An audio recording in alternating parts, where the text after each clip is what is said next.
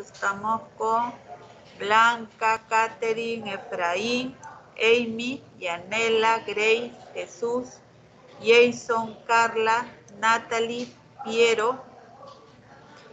Ya, ¿y por qué Efraín sale como otros invitados? Jesús Alonso. Un favor. Natalie, te vas a fijar, porque hay algunos que tienen doble código. Entonces, cuando sea el examen, de repente van a ingresar con un código que no es el que está programado, si va a haber problemas. Entonces, me mandas con un mensajito, digamos, o a mi correo, los códigos con los cuales van a trabajar los chicos, ¿ya? Para ingresarlos con ellos. Sí, doctora, yo le hago recordar. Justo son 3 compañeros, doctora, porque esos sus códigos tienen códigos de carreras anteriores que estaban empezando, sí. Pero el código que manejan es el código 2016, los demás códigos ya no son, doctora. Pero le mando, doctora, un mensaje. Sí, por favor, para ya eso ya ver. Muy bien. Ok, chicos, entonces vamos a ver ahora, vamos a hablar sobre el famoso cáncer de páncreas, ¿no? Este cáncer de páncreas, como ustedes ya saben, nosotros recordemos que este páncreas es pues un órgano impar, es retroperitoneal, tiene 3 partes, la cabeza, el cuerpo, la cola, se sitúa en la parte del abdomen superior, ¿no? Detrás del estómago, entre el vaso y el duodeno. Recordemos también que tiene una longitud de entre 15 a 20 centímetros, de ancho 4 centímetros y un grosor de 5 y pesa más o menos 75 a 100 gramos. Este páncreas también recordemos que tiene pues glándulas mixtas, ¿no? Una endocrina que es un 5% y una exócrina que es un 95%. Va a secretar hormonas, el jugo pancreático, que nos da más o menos este jugo pancreático entre 500 a 800 mililitros por día, a través de la segunda porción del duodeno en los conductos de Wirsum, que es el principal, y el de Santorini. Nosotros siempre tenemos que tener muy en cuenta nuestra anatomía para explicarnos también por qué algunas molestias o algunos síntomas que vamos a tener en este tumor pancreático. Cuando nosotros vamos a revisar un poco sobre la epidemiología, se dice que representa el 2% de todos los cánceres a nivel mundial. En Estados Unidos ocupa el 4º lugar de cáncer y es la segunda causa de muerte a nivel mundial en lo que son tumores gastrointestinales. Y la edad promedio donde vamos a encontrar con mayor frecuencia entre los 65 y los 70 años, ¿no? Recuerden también que hay más predominio en varones y en la raza negra. Recuerden ustedes también que en nuestro país, de acuerdo al registro de cáncer en Lima, hay una incidencia de 3.91 por 100.000 habitantes, hay una mortalidad de 3.4 por 100.000, se registra de 1.262 casos nuevos cada año. Hola, ¿qué tal? Al menos 1.227 peruanos mueren de los más de 1.260 casos registrados. Y ocupa el 5º lugar en varones y el 6º lugar en mujeres.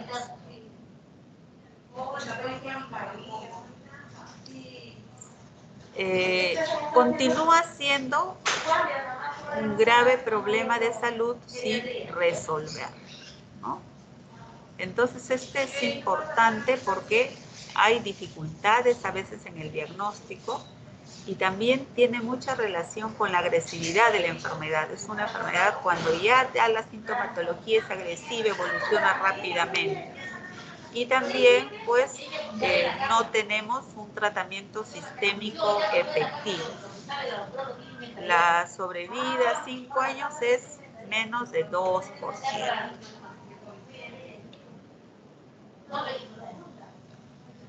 La tasa de supervivencia a un año es de un 15 a un 20%. La tasa de supervivencia a 5 años es de 2 a 4%. Si es un tumor de menos de 2 centímetros, ¿no? Y está localizado en la cabeza del páncreas y no hay metástasis ni invasión de órganos vecinos, hay una tasa de supervivencia de 20% a los 5 años, solo si tenemos estas características. La mediana de sobrevida para pacientes resecados es del orden de 22 meses, mientras para aquellos localmente irresecables es solamente de 10 meses. Pero lo que sí digamos, lo que sí es frecuente en que nosotros en la vida, en lo común, encontremos que este cáncer de páncreas, una vez que ya nosotros lo diagnosticamos, porque ahí está avanzado, la sobrevida es no más de 6 meses. Eso es lo que vemos nosotros. ¿Ya? Bien.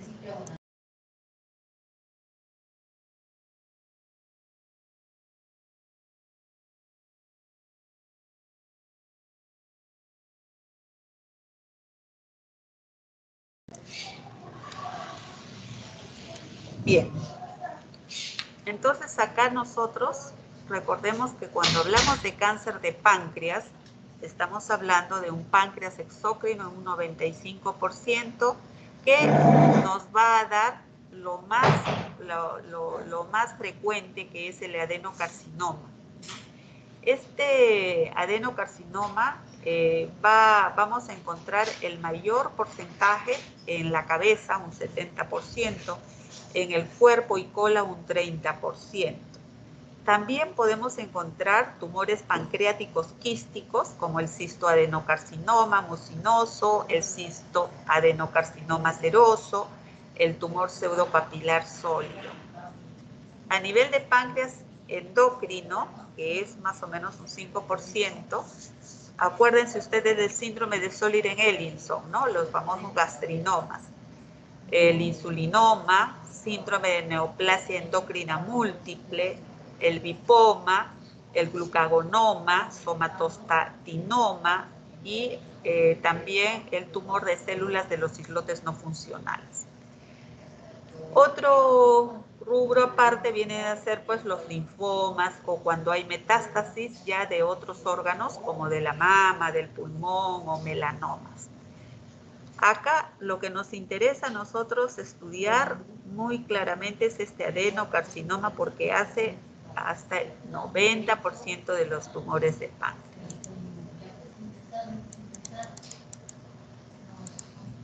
Entonces, en la mayoría de los adenocarcinomas de páncreas, vamos a ver que hay unas alteraciones tanto genéticas y cromosómicas.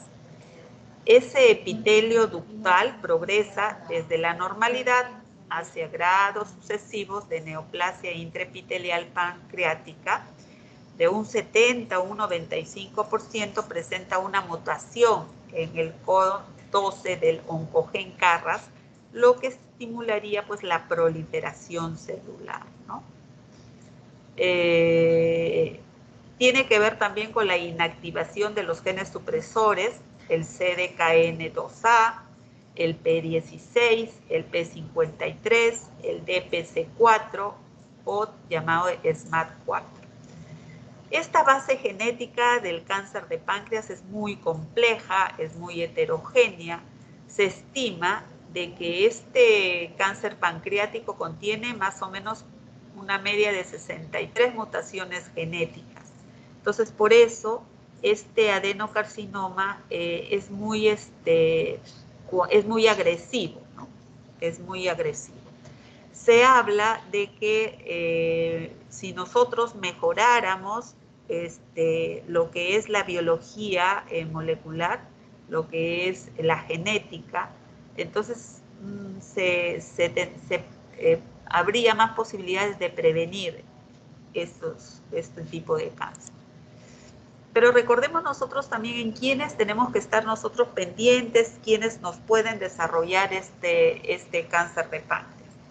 Entre los factores de riesgo tenemos entre los ambientales y estilo de vida, si mi paciente pues es fumador crónico, si mi paciente es alcohólico, si mi paciente hace pues por eso mismo pancreatitis crónicas, si encima su alimentación es más rica en carbohidratos, en carnes rojas, si tiene exposiciones también a disolventes o pesticidas, porque trabaja con esas sustancias. Si hablamos de factores demográficos, ya hemos visto que la edad 60, 70 años para adelante es mayor riesgo. En los varones es más frecuente con una de 3:1 que las mujeres y la raza negra. Entre los factores genéticos y otras condiciones, habla también de patologías como un cáncer pancreático hereditario, como acá nos olvidamos de la diabetes mellitus, también cuando es de larga data tenemos ese riesgo, las pancreatitis crónicas hereditarias, el síndrome de Peutz-Jeghers, que recuerden es la coloración en la mucosa oral o perianal también, o en la piel de las manos, como una coloración marrón, ¿no? Marrón oscura, una hiperpigmentación. El síndrome de Lynch, el síndrome de ataxia telangiectasia, como factores predisponentes. En esta tabla le da un valor importante a los síndromes hereditarios como una asociación importante para tener pues este cáncer de páncreas, ¿no?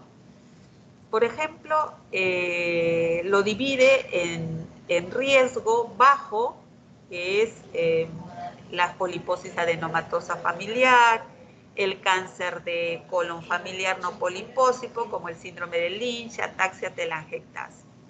Un riesgo moderado que tenga, o sea, 5 a 10 veces mayor riesgo que una persona común, si es que tiene un cáncer de páncreas hereditario, 2 familiares de primer grado afectados, si tiene la fibrosis quística.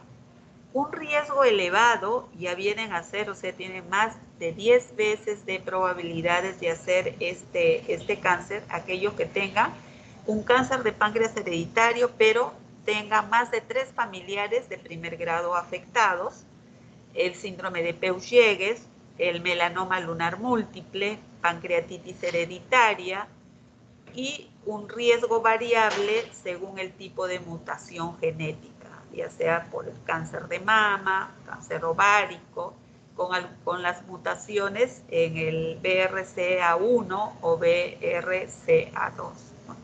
Entonces, esta codificación es de factores de riesgo de acuerdo a las enfermedades, pero igual todos tienen pues riesgo, ¿no? Si nosotros entonces hablamos de este adenocarcinoma de páncreas, vamos a hablar del 90% de los tumores malignos del páncreas. Podemos encontrar dilataciones de los conductos pancreáticos, fibrosis de parénquima y atrofia, y el mayor porcentaje es en cabeza, luego en cuerpo y al final en cola.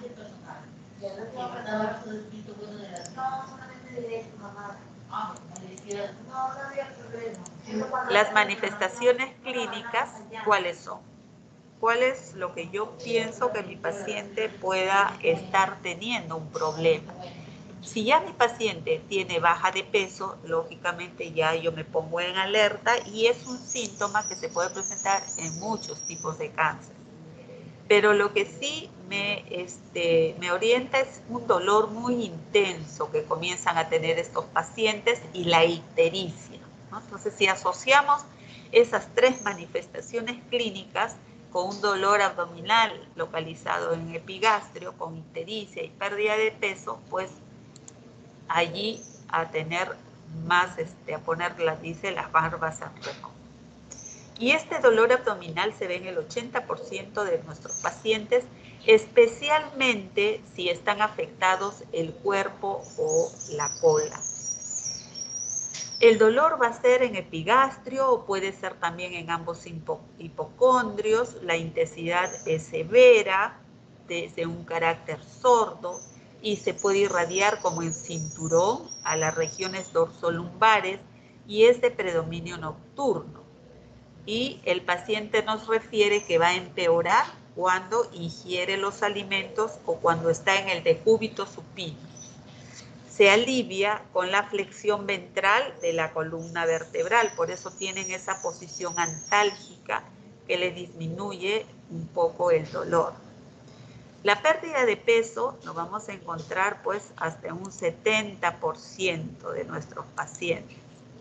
Si nosotros hablamos del dolor abdominal, ¿por qué es tan intenso? ¿Por qué es esa diferencia con otros cánceres digestivos?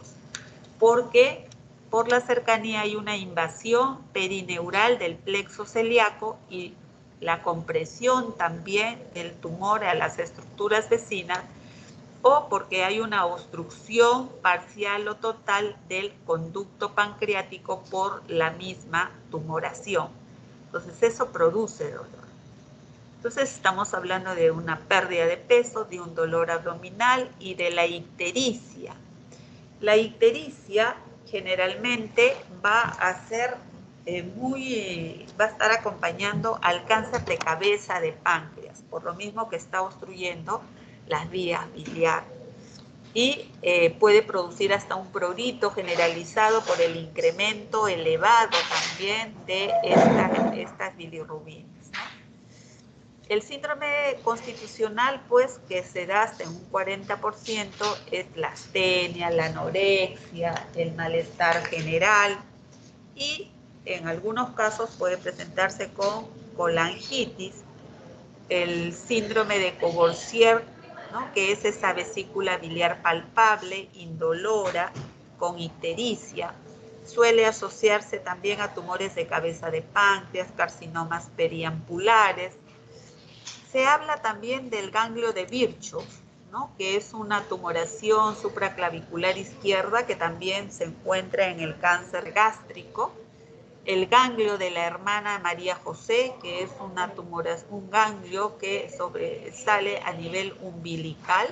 Eso ya indica pues que hay metástasis. Entonces, ¿cómo es que yo voy a hacer mi diagnóstico? Primero, recordar que ninguna prueba de laboratorio es diagnóstica para cáncer de páncreas. Podemos tener los marcadores tumorales como el CA19-9, que es como un índice pronóstico, como un índice para ver la evolución del tratamiento, de la quimio que se le está haciendo a estos pacientes. En un hemograma podemos encontrar una anemia moderada, lógicamente nuestro paciente no estaba comiendo porque le producía dolor, ¿no? Y eso también le conlleva a una hipoalbuminemia. Las bilirrubinas van a estar muy elevadas, la fosfatasa alcalina, la gamma-glutamitrapeptidasa va a estar elevada, las transaminasas, tanto la TGO como la TGP, va a estar elevada, pero no en excesos, y mencionamos los marcadores tumorales ya. Una vez que ya yo tengo a mi paciente con todas esas características, entonces, ¿qué es lo que voy a hacer? Tengo que hacer mi estadiaje para poder llevar y ver si va a ir a un tratamiento médico paliativo o va a ir a un tratamiento quirúrgico.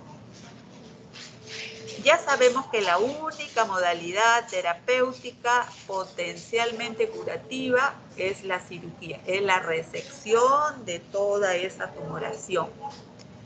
La correcta estadificación preoperatoria nos va a permitir pues preparar adecuadamente a nuestro paciente que requiere esa cirugía mayor, porque es una cirugía amplia, y evitar la cirugía en el caso de que la enfermedad ya esté avanzada o su expectativa de vida sea muy corta. Entonces recordemos nosotros que tenemos el famoso TNM, que nos sirve para saber el estadio.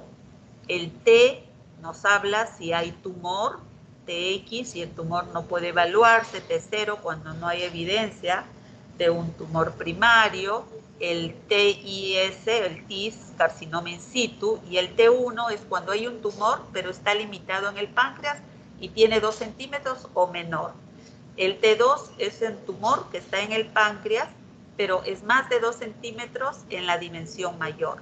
El T3 ya penetra al duodeno, al conducto biliar, el tejido peripancreático, y el T4 penetra en el estómago, los vasos, colon, a los vasos adyacentes.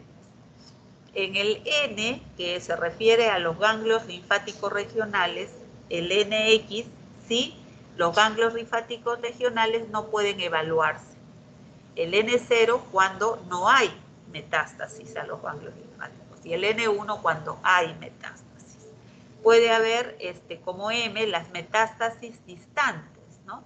El MX es si la metástasis no puede evaluarse, el M0 cuando no hay metástasis y el M1 cuando hay metástasis.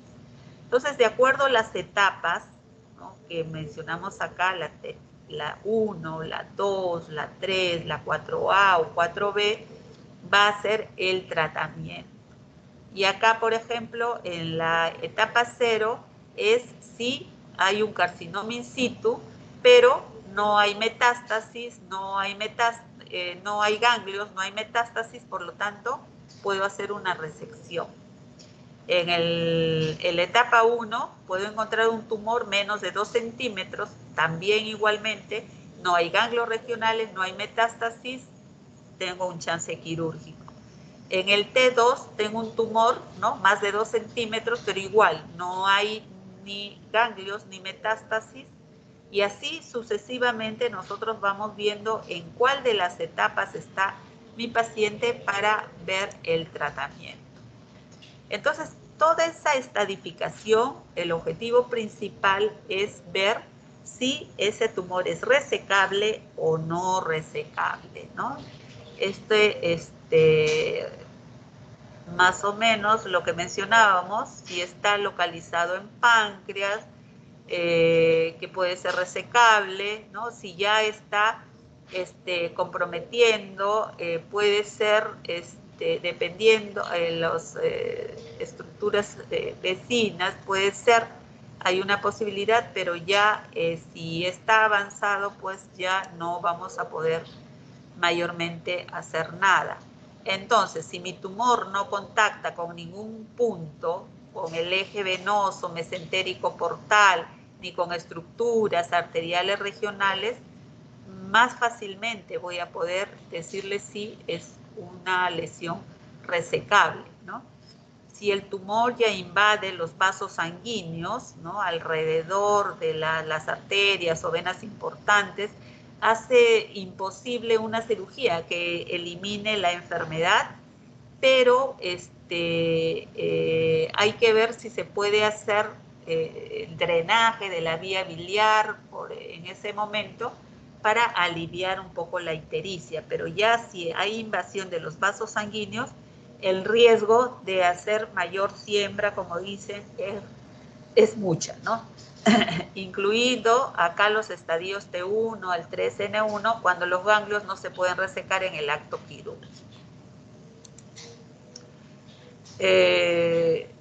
Cuando hay el contacto tumoral con los órganos, con algunos vasos, ¿no?, pero no hay estenosis o deformidades, cuando hay ese contacto con la arteria hepática común o con la porta,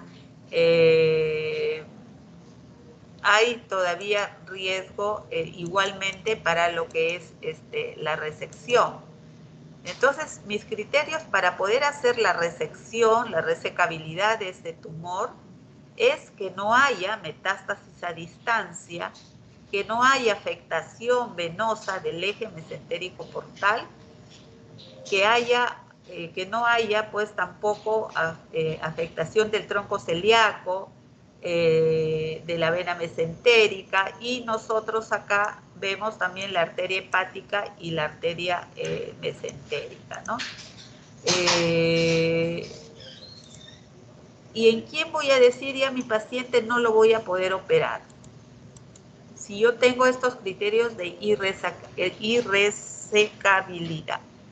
Si hay metástasis a distancia, si hay ausencia del plano graso normal entre el tumor y el tronco celíaco, si hay encajonamiento de la arteria mesentérica superior mayor del 180 grados en su circunferencia, si hay invasión de la vena cava y la aorta, si hay afectación irresecable del eje mesentérico portal o si hay afectación de ganglios linfáticos fuera del campo de resección estándar. Acá ya no hay nada que hacer, entonces, por lo tanto, yo debo de ya dar lo que se llama una terapia paliativa.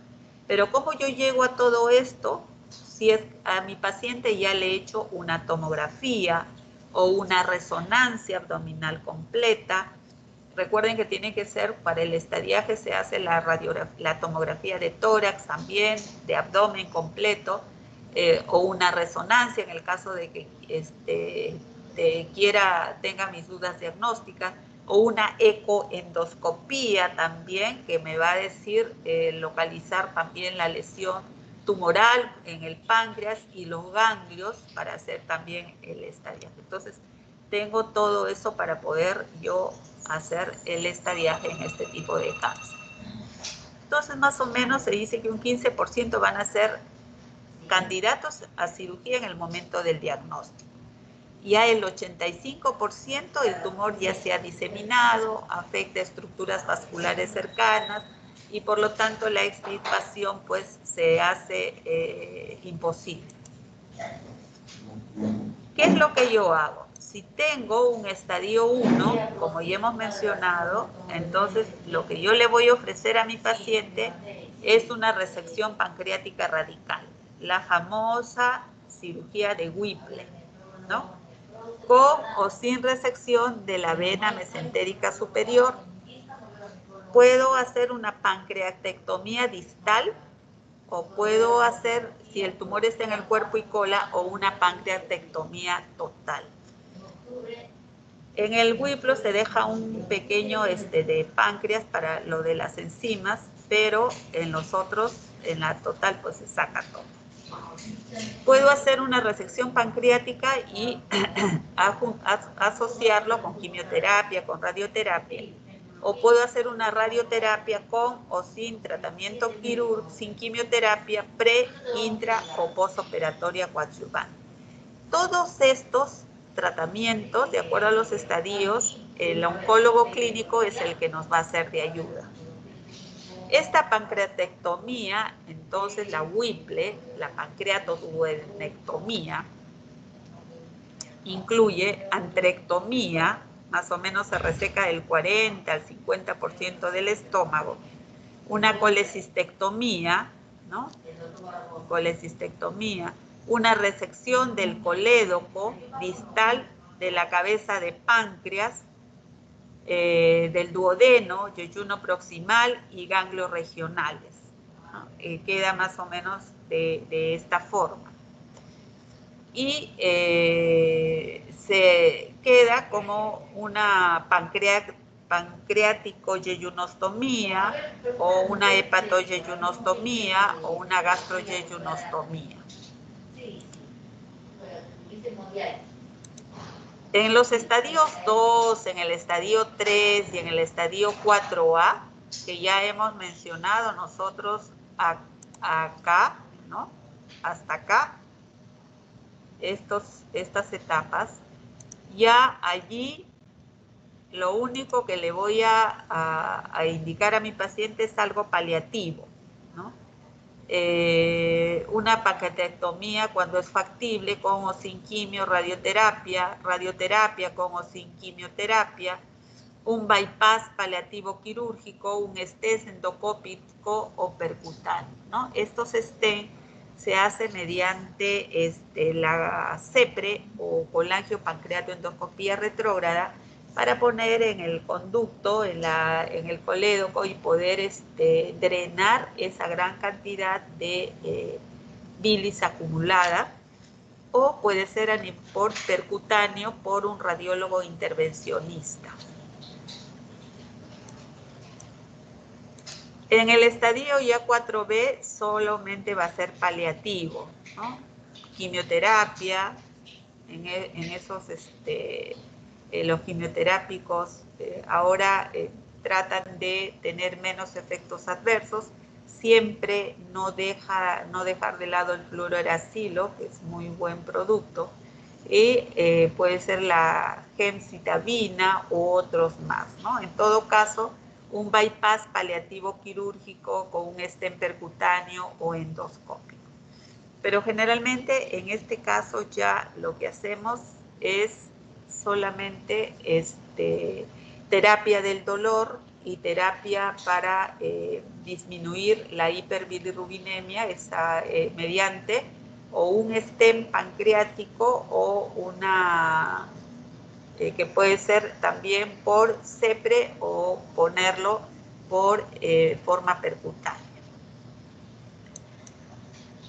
A propósito de esto, les voy a comentar de dos casos cercanos, ¿no? Es un paciente de 68 años de edad, hipertenso, diabético, ¿no? Que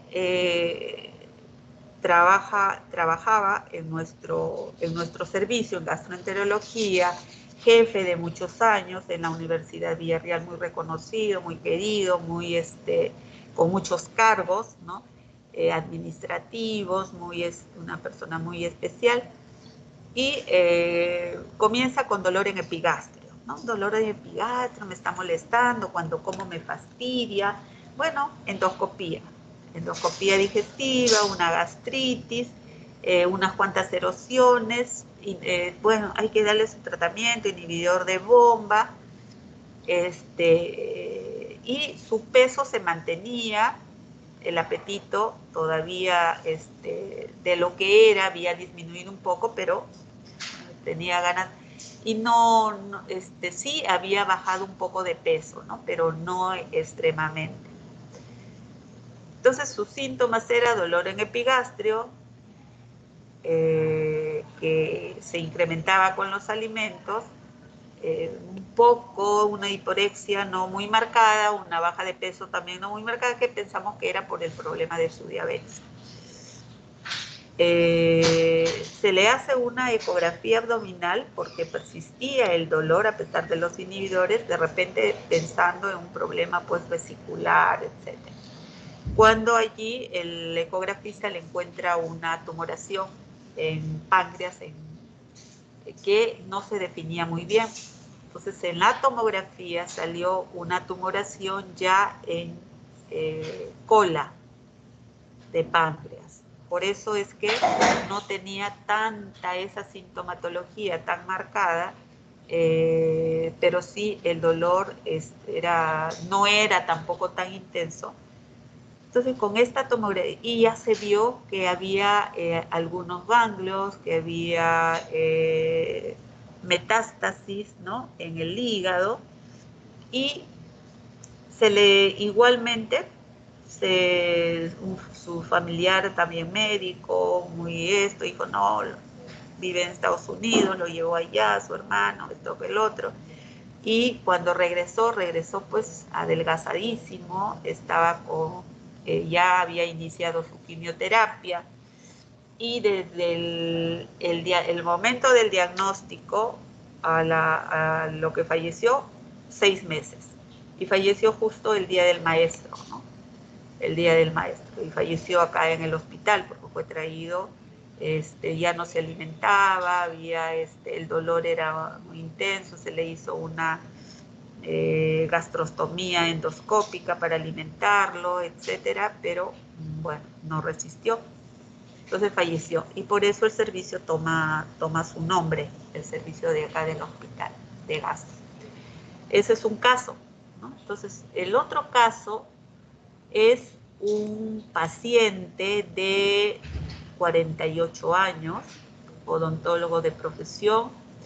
Entonces me llama por teléfono y me dice en fiestas patrias que se iban siempre a hacer campamento con sus compañeros de colegio, y me dice, me he puesto amarillo.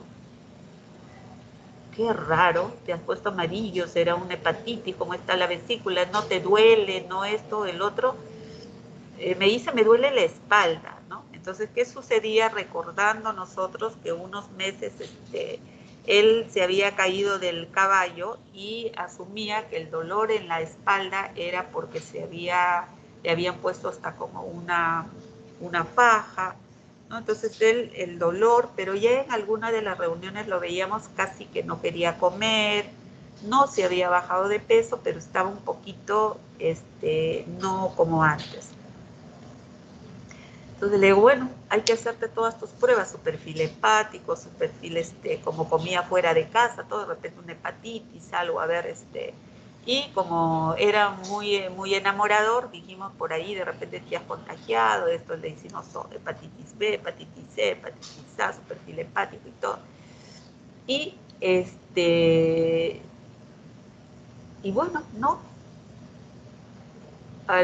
cuando lo veo, pues era una ictericia importante. Entonces ahí sí le digo, bueno, vamos a hacerte una tomografía, pero más que pensar en páncreas, porque nunca se me ocurrió, dije de repente algo en la vesícula, algo, una colangioresonancia, vamos a hacerte, mejor no voy a hacer alguna obstrucción, porque tenía una ecografía donde no era muy clara y todo, no, vamos a hacerte una colangioresonancia. Y ahí sale pues ya una tumoración en cabeza de páncreas, ¿no? Por eso es que la ictericia era su síntoma principal también de él, más que el dolor, y el dolor era no tan intenso como cuando es en cuerpo, y ya había metástasis, habían ganglios, entonces en el INE, y la ictericia se elevó 20, 22 de bilirrubina total a predominio directo. Entonces se le hizo allí un drenaje percutáneo, ¿no? Para que por ahí drene la bilis, porque tenía prurito, tenía los síntomas, y fue a la casa pues para sus tratamientos con ya no se le dio ni quimio, nada, solamente manejo del dolor con su petidina. Iba pues a curarle la zona del drenaje, a cambiar ¿no? las gasas, los apósitos y todo eso, y justo 6 meses falleció. Entonces, lo que les quiero decir es de que a veces siempre les digo, no es todo lo que el libro nos refiere, sino también hay situaciones que, y más todavía cuando son familiares o son personas cercanas, a veces uno no, ¿qué va a hacer? No, déjalo ahí, no, entonces se pierde pues tiempo valioso, ¿no? Entonces, en estos dos casos se actuó bien, se actuó rápido, se actuó como se debía pero ya la sintomatología se dio cuando todo ya estaba muy avanzado. No hubo forma ya de poder hacer, ni siquiera someterlo pues a una Whipple, ¿no? Bien, entonces esos son casitos de la vida real. Y hasta acá, ¿alguna pregunta, chicos?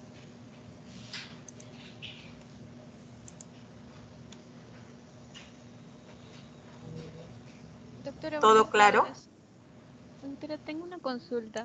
Sí. Entonces, si es una enfermedad con tanta mortalidad, ¿es recomendable el screening en algún caso? ¿En qué casos específicos se debería buscar ya la enfermedad? Como yo les mencioné anteriormente, en los grupos de riesgo, ¿no? En las enfermedades, los pacientes con grupos de riesgo, ¿no? Por ejemplo, los diabéticos tienen una importante en aquellos pacientes que tengan las enfermedades, como ya hemos mencionado anteriormente, ¿no? Cuando nosotros hablamos de los exámenes que la poliposis, por ejemplo, ¿no? Síndromes de Peugeot, etcétera, pero sobre todo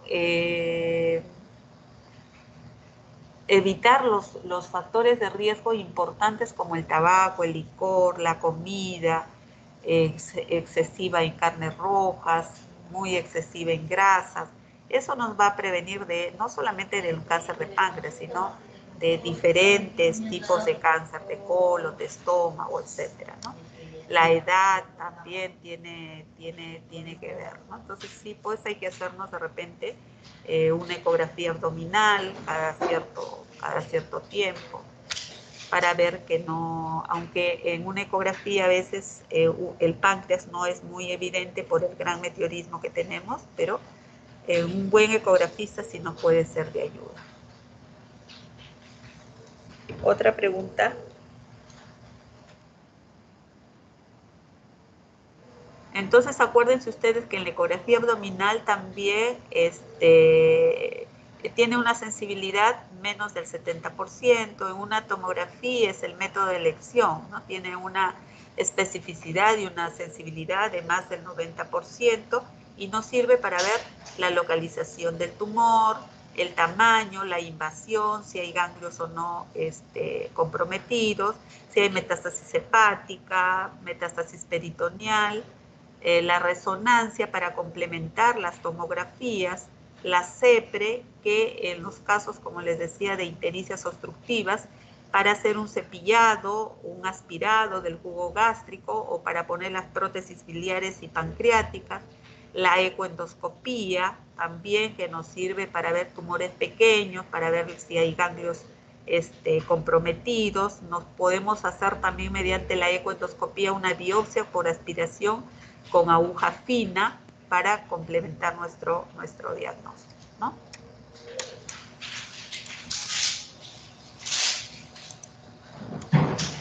Ok, chicos, ¿alguna otra pregunta?